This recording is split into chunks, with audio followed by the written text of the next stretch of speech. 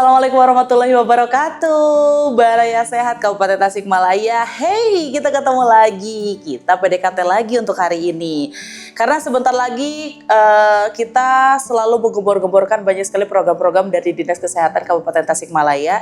Salah satunya ada program yang satu ini yang kalau menurut saya ini keren banget.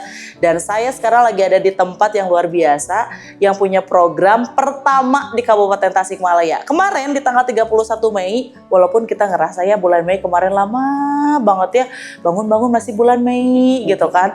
Tapi ternyata tanggal 31 Mei itu kita memperingati Hari Tanpa Tembakau Sedunia. Nih, buat Baraya Sehat yang masih deket-deket sama tembakau, hari ini saya bareng sama Puskesmas Mangunreja di mana punya program Hardik. Apa itu Hardik? Apakah saya mau dihardik hari ini? Yang pasti kita bakalan PDKT bareng sama dua narasumber, karena kalau PDKT nggak enak kalau sendiri. PDKT bareng sama narasumber yang luar biasa dari Puskesmas Mangunreja. Selamat pagi. Pagi. Saya ketemu dengan Ibu Dr. Siti Rohayati Agustin. Luar biasa. Assalamualaikum. Terima kasih. Alhamdulillah baik. Satgas Hardik ya. Oh iya, level 3. Kalau sebelah tuh ke level 3 pedes banget. Pedes banget. Hati-hati nih, ini Satgas Hardiknya. Nanti siap-siap dihardik nih kalau kena sama yang namanya tembakau asap rokok. Apa ya? Nanti kita ngobrolin. Selanjutnya narasumber yang berikutnya ada Teserli Nur Alindra. Ini luar biasa, programmer Promkes.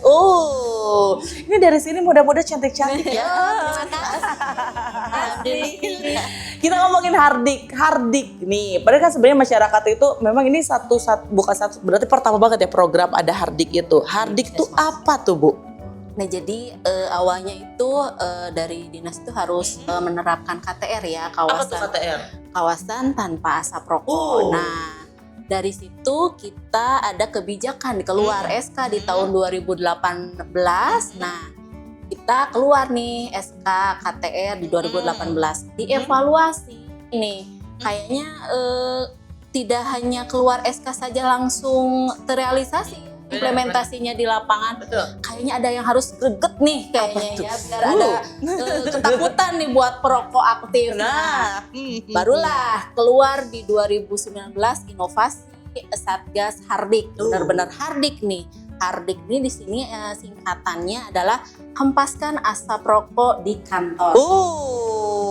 Hati-hati nih. Jadi kalau di sini tuh benar-benar dari tadi saya masuk aja nih ya, Baraya Sehat tuh udah benar-benar clean banget udaranya. Cocok. Itu berarti 2019 berarti mulanya ya. Nah, di sini itu Satgas Hardik itu ada 3 orang di sini. Siapa aja itu? Nah, di sini itu ada level-levelnya ya. Nggak kayak sebelah aja. Sebelah ya, yang level-levelan aja. Ternyata Satgas juga ada levelnya. Ada level 1, level 2, dan level 3. Dan di sini dihadiri oleh dokter ini, Dokter Siti Hardik, Satgas level 3. Paling galak. Paling galak, paling pedas. Jadi memang dari tahun 2019 berarti kurang lebih udah hampir 5 tahun ya. Luar biasa sekali. Dan itu program Hardik ini maksudnya tujuannya untuk apa sih? Tujuannya memang sasarannya itu tidak hanya pasien saja yang datang atau berkunjung di Puskesmas Mangunreja, tapi perokok aktif yang di Puskesmas Mangunreja termasuk karyawan ataupun memang tamu-tamu yang berkepentingan ke Puskesmas Mangunreja yang memang belum tahu di sini memang KTR-nya itu memang benar-benar KTR, tidak ada yang namanya merokok. Adapun pertemuan-pertemuan di sini yang dihadiri oleh Linsek seperti Lokakarya Mini Lintas Sektoral itu benar-benar tidak ada yang merokok. Ini bapak-bapak pasti walaupun agak-agak galau, tapi ini salah satu upaya. Karena ada beberapa bapak-bapak, kebanyakan sih ya bapak-bapak ya, bukan berarti memang yang begitu bapak-bapak aja ya. Maksudnya para perokok itu kadang curhat, mereka sudah ada keinginan tapi susah untuk implementasinya. Mungkin kalau dipaksa kayak gini bisa mulai ya. Betul ya, kayak gitu ya. Dan tujuannya adalah untuk ya memang sedikit demi sedikit kebiasaan untuk merokok itu dikurangi ya. Jadi untuk lingkungan Puskesmas Mangunreja memang tidak sama sekali tidak ada yang merokok. Tidak sama sekali. Karena Puskesmas Mangunreja menyediakan pojok rokoknya di luar bangunan Puskesmas Mangunreja sendiri. Itu jaraknya di depan nanti bisa dilihat. jaraknya 1 kilometer dari puskesmas ya, jauh jadinya. Jadi biar gak ngerokok dah jauh. Jadi emang benar luar biasa. Jadi emang tujuannya mulia sekali. Karena emang kalau kita ngomongin soal kebiasaan merokok ini salah satu kebiasaan yang kalau menurut saya paling susah untuk dihempaskan di masyarakat ya. Dan itu memang efeknya sebenarnya luar biasa sekali untuk ke masyarakat, efek kesehatannya. Tapi untuk menghempaskannya susah, salah satunya adalah dengan adanya program ini. Kalau program ini yang bertanggung jawabnya siapa aja? Untuk penanggung jawabnya saya sendiri pemegang Promkes, tapi dibantu oleh PJU KPP dokter dan ada programmer PTM. Nah, di situ kita berkolaborasi antar program, lintas program untuk mensukseskan program KTR. Jadi memang kolaborasi tetap perlu ya, karena memang sebuah program tidak akan berjalan masyarakat kalau Baraya Sehat sendiri tahu tidak ada kolaborasi dan sinergi. Ya kalau coba Promkesnya aja yang jalan, yang lainnya tidak mencoba mengimplementasikan, itu nggak akan jalan ya. Sejauh ini implementasinya sudah berjalan seperti apa? Jadi kalau ada keluarga atau pasien yang ngerokok, itu kita suruh keluar dulu. Dengan bahasa halus ya, kita keluar dulu sekalian kita edukasi bahwa memang gak boleh ngerokok. Jadi mereka sekarang udah mengerti. Jadi pada saat udah ngelihat kita aja udah pasti udah gak boleh ngerokok. Jadi kalau pagi-pagi saya masuk ke sini tuh udah ngelihat tuh yang ngerokoknya tuh di pinggir puskesmas, di luar kan. Nah makanya, termasuk pimpinan. Dulu pimpinan kami tuh perokok. Dia tutup pintu misalnya di ruangannya gitu kan. Nah itu tuh mulai kita implementasikan dari 2019, pimpinan aja tidak boleh merokok di sini, gitu kan. Karyawannya pun enggak gitu.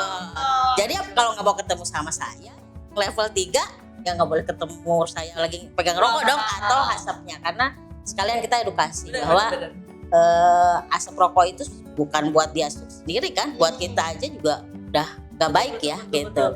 40 meter aja si asap rokoknya masih bisa kita isep. Nah itu sekalian kita edukasi, dan kita enak edukasi itu pada saat kalau ada anak yang terkena pneumonia misalnya radang paru-paru, itu lebih enak kita nyalahinnya yang perokok nggak di rumah. Nah itu enak tuh nyalahinnya gitu ya, maksudnya biar seorang bapak pasti mikir ya kalau anaknya mau sehat, mau nggak mau dia harus berhenti rokok ya gitu ya. Implementasinya kita tetap berjalan dengan satgasnya masing-masing aja, siapa yang ketemu ya itu yang bukan menghardik ya, cuma mengingatkan, mengedukasi, karena toh kita masih menunggu nih implementasi dari si Pemdanya ini nih gitu. Seperti Bogor kan sudah ada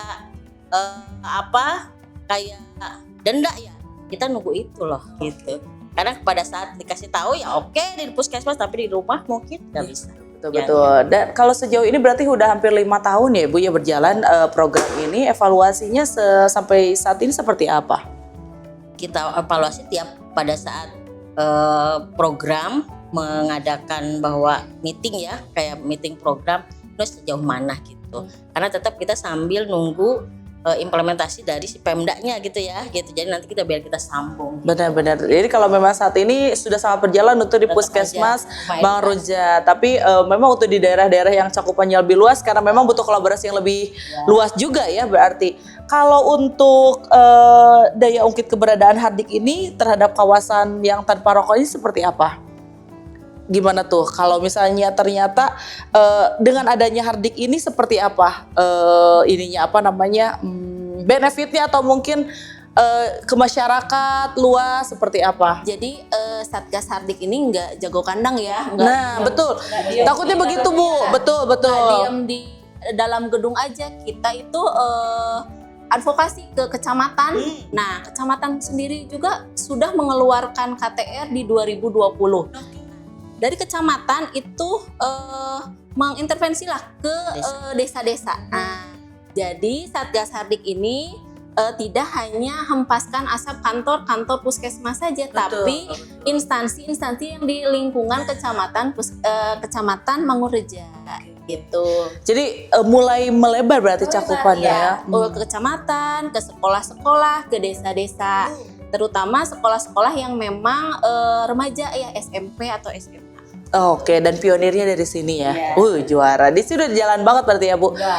Ada bentuk punishment, hukuman Nggak ada. nggak sih Kita untuk memang, yang makanya kita nunggu punishmentnya Pemda yang ngeluarin ya, maksudnya kita nunggu Pemda mengeluarkan kayak Bogor nih, didenda nih yang ngerokok itu kan lebih enak ya. Kalau punishment sekarang kita suruh put out kan nggak mungkin ya. benar-benar. Jadi kita cuma pas dia lihat aja kita suruh matiin rokok aja, dan mungkin dia udah nggak enak ya. Betul, Itu punishment aja, orang rokoknya masih panjang terus kita suruh Bapak silakan. Apalagi harga rokok sekarang naik ya Bu ya. Jadi memang akhirnya aduh ini beban sekali ya. Minimal dari beban moral dulu lah ya Bu ya berarti. betul. Sejauh ini berarti edukasinya kalau di sini sudah sangat berjalan. Berarti sudah ada sinergi juga dengan beberapa wilayah-wilayah yang terkait. Harapannya apa sih dengan ada program Hardik ini khususnya di Puskesmas Mangunreja itu seperti apa sih Bu? Ya mengurangi apa ya, efek dari si asap rokok ya. Kira tadi kan efek asap rokok kalau dari segi kesehatannya separah apa sih Bu?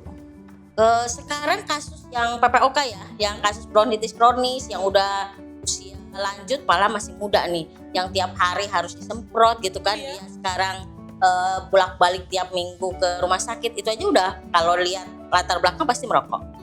Kedua, kasus pneumonia yang radang paru-paru anak-anak itu kan gara-gara asap rokok. Nah, terus kemarin saya baru nemu bapak-bapak yang udah bolong ininya betul. Dan Serius ada? ada. Yang kayak di gambar-gambarnya itu? Oh, ada loh. Ada. Betul. Maksudnya jadi makanya kita nggak bisa Ngebuka ngeliat publishin ya, betul-betul. Gimana? Kita cuma edukasi aja. Memang memutuskan untuk tidak merokok itu susah. Betul. Cuma minimal kita edukasi. Boleh nggak misalnya satu hari dia satu bungkus misalnya 16 ya gitu. Besok kita kurangin 1, 15, besok kurangin 1 terus. Jadi pengurangannya begitu kalau edukasi saya sama pasien ya gitu. Karena kalau kita harus langsung stop hari ini merokok nggak mungkin. Nggak mungkin ya. Oh, emang berarti benar ya kata para perokok yang nggak bisa langsung Nggak bisa, berhenti. betul. Karena di hipotalamusnya tuh kayak ada parameter nih. Jadi kayak sakau kayak narkoba akhirnya gitu. Jadi kalau misalnya kita turunin langsung, ya kan nagih. Nah itu tuh malah nggak enak, badannya nggak enak, lemes, malah tambah batuk, pilek katanya lebih parah. Mendingan ngerokok lagi gitu kan. Nah tapi kalau dikurangi satu saat sedikit-sedikit, parameternya turun tapi badannya mulai adaptasi. Paling 2 bulan lah sering batuk, pilek. Ya, habis itu udah selesai. Kayak gurah ya gitu loh. Yang saya tahu yang udah pernah saya ke pasien gitu. Tapi bisa kok. Tapi yang pertama tuh niat dulu ya. Niat berhenti dulu dari diri sendiri. Sama lingkungannya, percuma kalau dia berhenti masuk lagi lingkungan yang perokok juga sama. Kalau apakah ini juga salah satu indikator untuk akhirnya menggalakkan program ini? Karena ternyata memang efeknya seberat itu ya, gitu. Apalagi buat generasi-generasi muda ya. Sekarang generasi-generasi muda nggak hanya rokok yang kayak tembakau yang dibakar gitu, tapi kan ada vape sama gitu aja. kan, yang lebih Sama aja itu. Sama, ada kimianya. gitu ya, lebih bahaya juga memang. Nah itu ada beberapa juga sih kan beberapa misalnya daerah yang misalnya bebas asap rokok. Saya bukan bawa rokok, saya bawa rokoknya elektrik. Sama. Ada. Itu menjadi bagian di Hardik juga. Iya, jadi kita nggak pandang dulu soal rokoknya tipe Oke, seperti betul. mau yang digantung, mau yang di gimana. Anak-anak muda zaman sekarang ya, Betul. Gen Z itu yang memang yang banyak yang digantung Iya. itu nggak kayak. Yang penting karena memang ternyata itu nih sekali juga mengedukasi kepada Baraya Sehat Kabupaten Tasikmalaya, ternyata rokok elektrik juga efeknya sama. Ada kimianya. Ada kimia. Ada. Nggak aman-aman aja berarti ya. Oke, tuh Baraya Sehat tuh karena ngerasa saya udah aman, saya nggak ngerokok produk-produk kayak kretek, filter, beralih sebab itu tembakau, saya rokoknya elektrik, ternyata sama.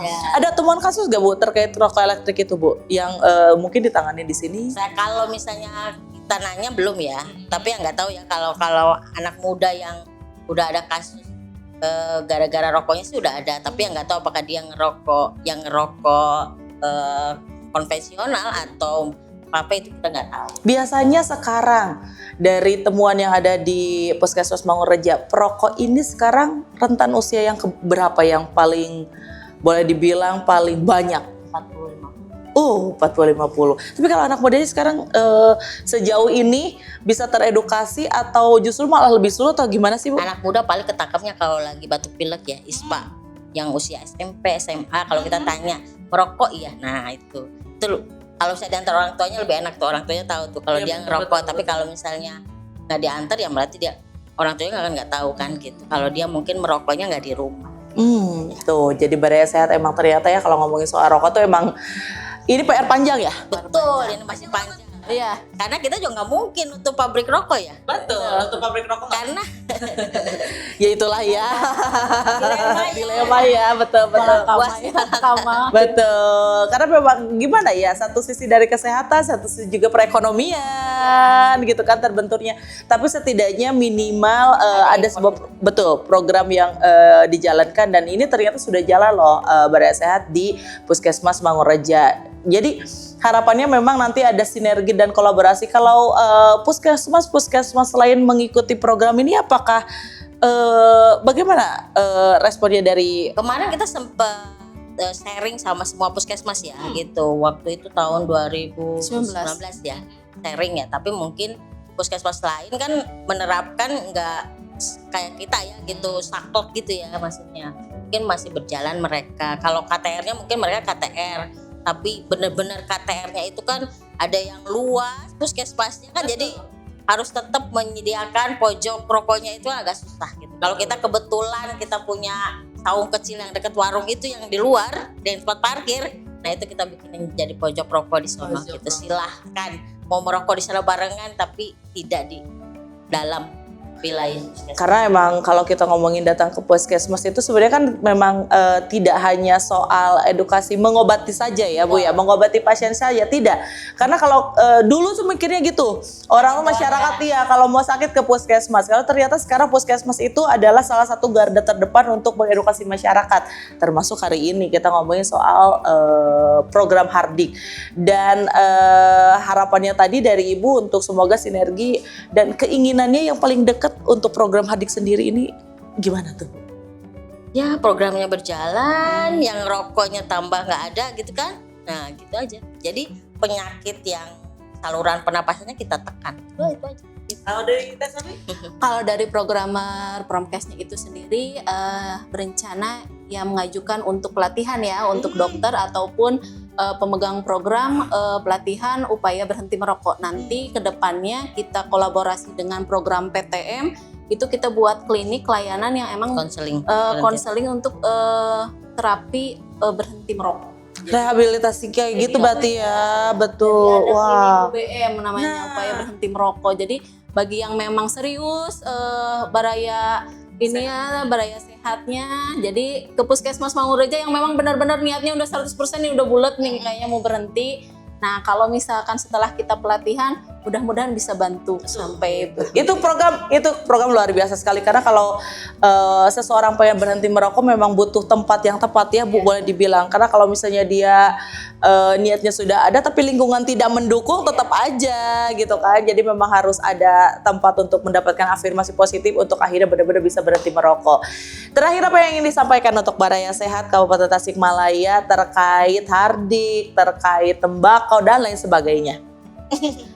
Kalau dari programmer Promkes sendiri, terima kasih banyak dukungan kepada Dinas Kesehatan, terutama bagian promosi kesehatan Kabupaten Tasikmalaya yang memang selalu mendukung, terutama terkait KTR dan menggembor-gemborkan. Dan perdanya juga memang sekarang sudah keluar dari KTR-nya itu sendiri dan kami dari Promkes siap untuk mensosialisasikan KTR di Kabupaten Tasikmalaya. Bu Dokter? Oke, kalau saya yuk berhenti rokok. Gak enak loh, udah sakit gara-gara rokok. Semuanya kena dari ujung rambut sampai ujung kaki. Ya, oke, tetap sehat ya. Luar biasa sekali. Terima kasih narasumber yang luar biasa karena kalau kita ngomongin rokok sebenarnya edukasinya memang harus berkelanjutan. Mudah-mudahan program ini nanti kita ketemu lagi untuk selalu mengedukasi masyarakat, mengingatkan. Mudah-mudahan tadi harapannya terrealisasi ada yang namanya tempat untuk rehabilitasi untuk yang benar-benar, karena sebenarnya kalau menurut saya banyak yang pengen berhenti merokok.